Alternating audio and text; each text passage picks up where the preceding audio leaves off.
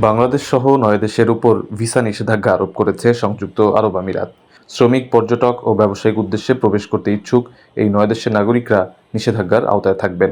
২০২৬ সালের জানুয়ারি থেকে নতুন এই নির্দেশনা কার্যকর হবে। সংযুক্ত আরব আমিরাতের ভিসা অনলাইন জানিয়েছে, বাংলাদেশ ছাড়াও Afghanistan, Libya, Yemen, Somalia, Lebanon, Cameroon, Sudan ও উগান্ডা নিষেধাজ্ঞার আওতায় থাকবে। আমিরাতে ভ্রমণ, কাজ বা ব্যবসায়িক উদ্দেশ্যে প্রবেশ করতে ইচ্ছুক বিদেশি নাগরিকদের জন্য ভিসা একটি অপরিহার্য নথি। যদিও বেশিরভাগ নাগরিক আমিরাতের পর্যটন ভিসা বা কাজের ভিসার জন্যই আবেদন করে থাকেন, তবে এবার বেশ কিছু দেশের উপর বিধিনিষেধ আরোপ করল আমিরাত কর্তৃপক্ষ। এই সিদ্ধান্তের অর্থ হলো, পরবর্তী নির্দেশ না দেওয়া পর্যন্ত এই দেশগুলোর নাগরিকরা শ্রমিক, পর্যটক এবং ব্যবসায়িক উদ্দেশ্যে আমিরাতের ভিসার জন্য আবেদন করতে পারবেন না।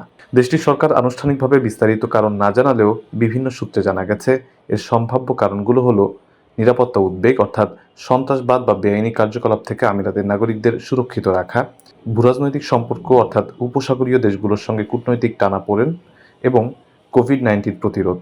এই নিষেধাজ্ঞা সাময়িক বলে মনে করা হচ্ছে এবং আমিরাতের নিরাপত্তা ও স্বাস্থ্য মূল্যায়নের উপর নির্ভর করে তা পর্যালোচনা করা হবে। তবে যারা বৈধ ভিসা নিয়ে এরই মধ্যে আমিরাতে বসবাস করছেন, তারা এই নিষেধাজ্ঞার আওতায় পড়ছেন না।